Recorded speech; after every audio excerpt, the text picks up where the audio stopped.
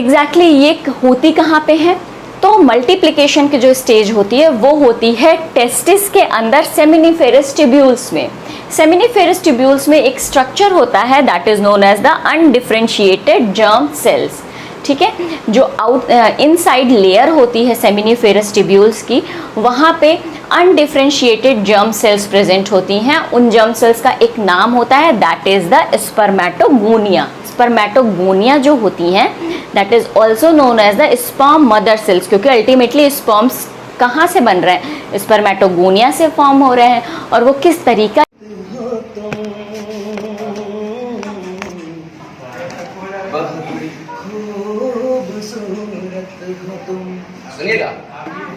इरशाद इरशाद कभी मैं जो कह दूं मोहब्बत है तुमसे तो मुझको खुदारा गलत मत समझना कि मेरी जरूरत हो तुम।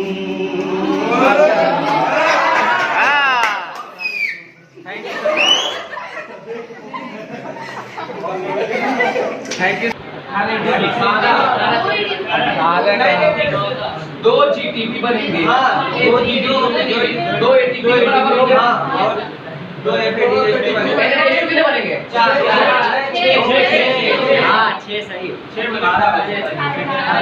एक साइकिल से 3, दो पार्विक एसिड से 6 मतलब, लेकिन किसके जरिए? So in a fearful situation, like currently we are on the 20th floor, the building is on fire, we have to get out of that building, right? So you have to run for your life. So even the fight situation is you are actually in a fight situation, you're fighting with somebody, then this system will get activated and activate specific organs in our body. See, here in the diagram, the renal tubule, it begins from the end of the Bowman's capsule over here, forming a convoluted. Now convoluted here means coiled structure.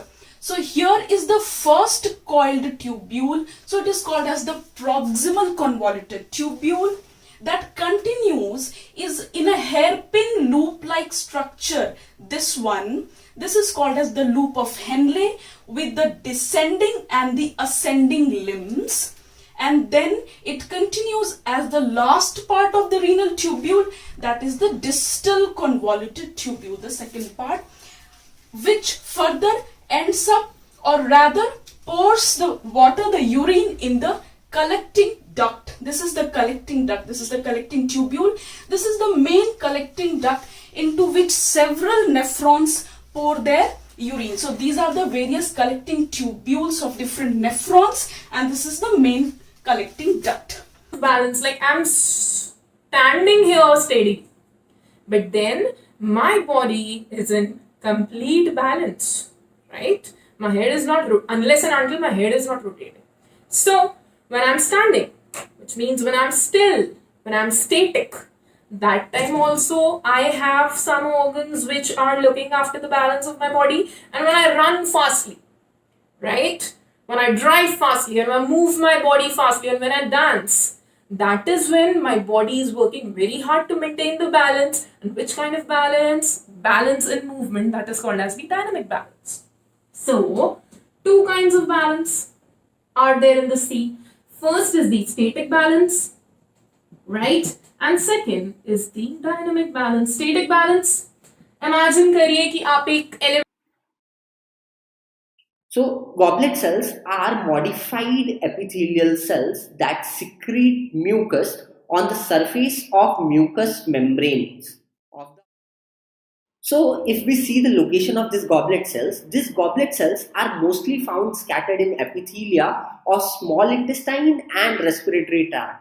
And the morphology of the goblet cell reflects the function, right? So if we see the structure, it looks like a goblet, right? So it has a widened base and a narrower end. Okay students, so we can see that there are 4 types of ways by which we can increase the plant production: selection, hybridization, tissue culture and a genetic engineering. Now we know that grossly around 9,000 to 11,000 years ago, agricultural or plant breeding techniques has started. Now since that time, the agriculture has gone through many phases. I mean, a lot of development. Now during this particular time of 10,000 years, the agriculture has increased enormously. The agriculture production is increasing and population is also increasing. But as a matter of fact, student, population is always increasing at very high rate and the food supply is growing at a very slow rate. That is what exactly Malthus, the famous demographer, has said that. He said that the population will always grow and it will outsmart the resources. The resources will be always less. And therefore, to bridge that gap between food demand and agriculture production, these different techniques of plant breeding we are going to study. Auricle से blood कहाँ पर आ रहा है? Ventricle के पास। यहाँ पर आते time blood दोबारा ऑरिकल के पास ना जाए, इसलिए वॉल प्रेजेंट होती है जिसको बोलते हैं ट्राइकैस्पिड वॉल, और ट्राइकैस्पिड वॉल को बोलते हैं राइट ऑरिकुलर वेंट्रिकुलर वॉल। किस किस के बीच में? ऑरिकुलर और वेंट्रिकल के बीच में, तो क्या बोलेंगे? ऑरिकुलर वेंट्रिकल, और राइट साइड है तो राइट ऑरिकुलर वेंट्रिकल वॉल। ट्राइकैस्पिड इसलिए बोलेंगे, अगर इसको हम टॉप से देखें तो इसके 3 कस्प लाइक स्ट्रक्चर देखेंगे, इसलिए बोलेंगे ट्राइकैस्पिड वॉल। अब ब्लड है ऑरिकल से आया, राइट ऑरिकल से राइट वेंट्रिकल के अंदर। राइट वेंट्रिकल में जो ब्लड आया वो क्या है? Deoxygenated blood. ये deoxygenated blood pulmonary artery carry करेगी लंग्स के पास, किसके लिए? ऑक्सीजनेशन होने के लिए। वैसे तो आर्टरी हमेशा ऑक्सीजनेटेड ब्लड कैरी करती है, लेकिन यहाँ पर एक्सेप्शन है कि जो पल्मोनरी आर्टरी हमेशा क्या करेगी? डीऑक्सीनेटेड ब्लड लेके जाएगी लंग्स के पास प्यूरिफाई होने के लिए। ऐसे मुड़ा हुआ है, और ठीक है किडनी यहाँ पर है, दिख रहा है ये किडनी, ठीक है ये है किडनी।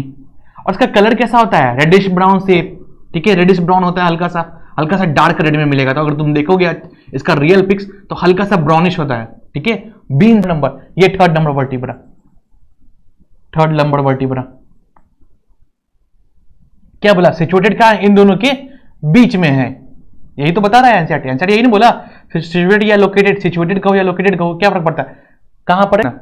ये देख लो मेडुला जो यहाँ पे गया, देख लो ये जो मेडुला है, ये मेडुलरी पिरामिड है, ठीक है। कॉर्टेक्स का रीजन कौन सा? ऊपर वाला, ये देखो ये कॉर्टेक्स का रीजन है, देख लो कॉर्टेक्स का रीजन। अब यहां पर देख लो कॉर्टेक्स का रीजन अंदर तक चला गया मेडुलरी पिरामिड में, देख रहे हो ये कॉर्टेक्स का जो रीजन है ये देखो अंदर तक चला गया।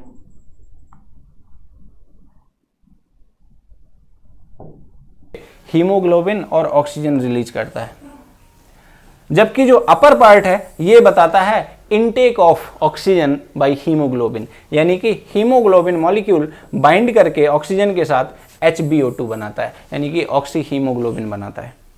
ठीक है जी, ये जो कर्व है सिग्मोइड कर्व, ये यहाँ पे हमने डिपिक्ट किया है। इसमें 2 चीजें हैं, या तो ये राइट साइड को शिफ्ट करे, ये कर्व या तो राइट साइड को शिफ्ट करे या फिर लेफ्ट साइड। इसको हम बोलेंगे लेफ्ट साइड और इसको बोलेंगे राइट साइड।